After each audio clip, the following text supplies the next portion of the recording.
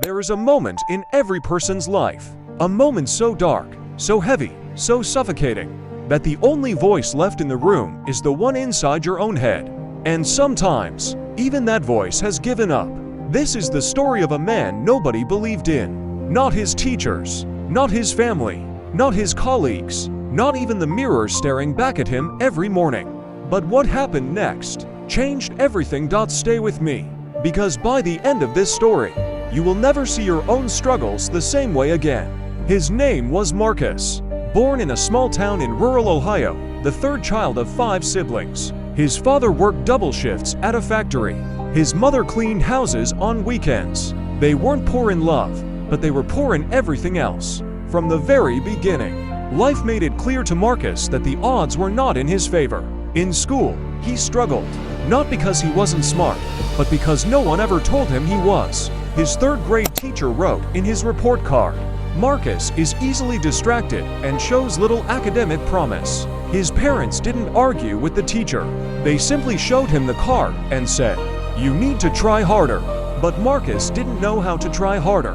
He didn't have a tutor. He didn't have a quiet place to study. He shared a bedroom with 2 brothers and a broken window that let the cold Ohio wind in every night. By the time Marcus reached high school, the narrative was already written for him. Slow, unmotivated, unremarkable. His guidance counselor sat him down in his sophomore year and told him, "College probably isn't realistic for you. Marcus, have you thought about trade school?" Marcus nodded, smiled, and walked out of that office carrying something heavy that he couldn't quite name. It wasn't anger.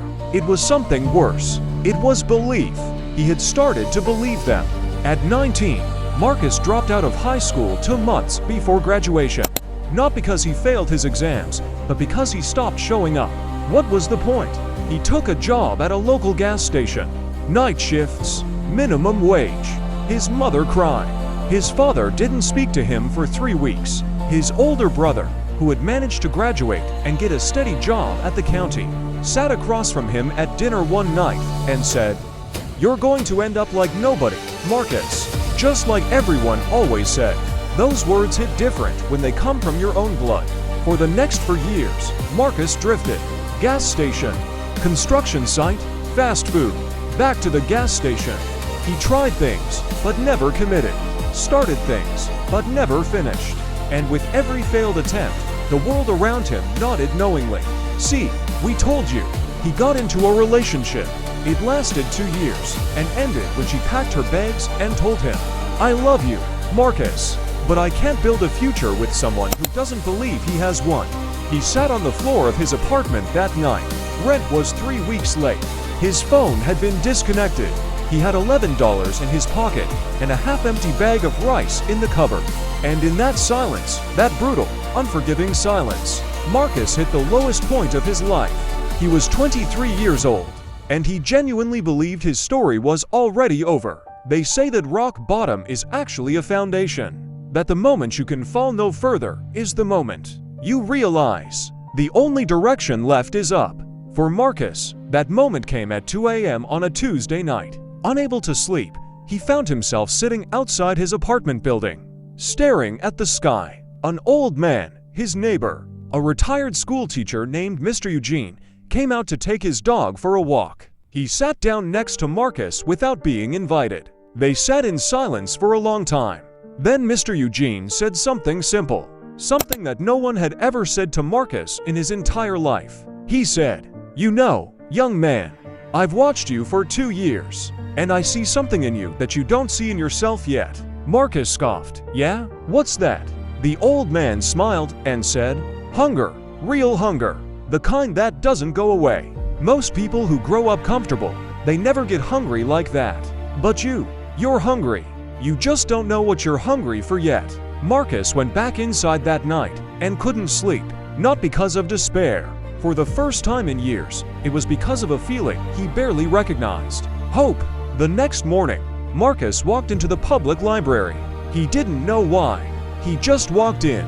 He picked up a book, almost at random, from the business section. It was a biography of a man who had grown up in poverty, been told he was worthless, and had built an empire from nothing. Marcus read it in one sitting. Then he read another, and another. For the first time in his life, Marcus wasn't reading because someone told him to. He was reading because he was hungry. What happened next wasn't a miracle. It wasn't overnight success. It wasn't a lucky break or a secret shortcut. What happened was something much more powerful and much more painful. Marcus decided to change slowly, quietly, without fanfare. He enrolled in a GED program at 24. His classmates were mostly teenagers. Some of them laughed at the old man in the room. Marcus didn't care. He came every single day. He passed his GED on the first try. Then he enrolled in a community college, working nights at the gas station to pay for it. His family didn't celebrate. His brother said, "Now don't get your hopes up." His mother, to her credit, said nothing, but quietly put a dictionary on his bed one morning without explanation. Marcus studied it. He didn't know why. He just did. At community college, something cracked open inside him. A professor, his economics professor, Dr. Sandra Reyes, handed back a paper one day. Marcus had written about the poverty cycle in rural America. He expected a C, maybe a D. Dr. Reyes handed it back with an A- at the top, and a note at the bottom that read, "This is the most honest and insightful analysis I have read in 15 years of teaching. You have a voice, Marcus, use it." He stared at that paper for 20 minutes. Then he folded it carefully and put it in his wallet. He carried it for the next 7 years. Fueled by that single sentence, Marcus applied to a 4-year university. He was rejected. He applied again. Rejected. Third time, accepted. With a partial scholarship. He was 27 years old, walking onto a college campus for the first time. The youngest students were 18. He didn't belong there, according to every voice from his past. He went anyway. University was not kind to Marcus at first. He struggled with imposter syndrome, so severe that some mornings he couldn't get out of bed. He would look around lecture halls filled with confident, well-dressed students and think, "What am I doing here? These people are from a different world." In his second year, he failed 2 courses. He called Mr. Eugene, the old neighbor, from a payphone outside the university. He said, "Maybe they were right about me." Mr. Eugene's response was short. "Marcus, the fact that you're standing in that phone booth means you're still in the fight. Failing a class is not failing your life. Now go back in there." Marcus went back in. He retook the courses. He passed both. He started tutoring other students in subjects he had once failed. Something about that, about turning his own struggle into someone else's solution, lit a fire in him that never went out. In his final year, he entered a national entrepreneurship competition. His idea, a community education platform, specifically designed for adults who had dropped out of school and wanted a second chance.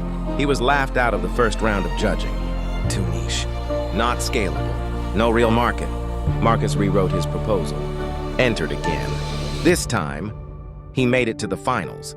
Marcus didn't win the competition. He came second.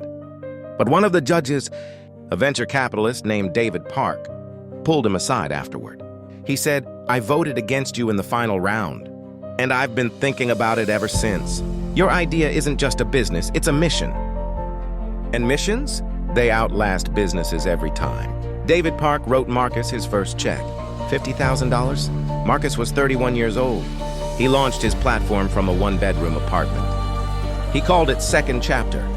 The first year, 200 people signed up, then 2,000, then 20,000. Within 3 years, Second Chapter had helped over 300,000 adults, people just like Marcus, and earn their high school equivalency, access college programs, and find employment.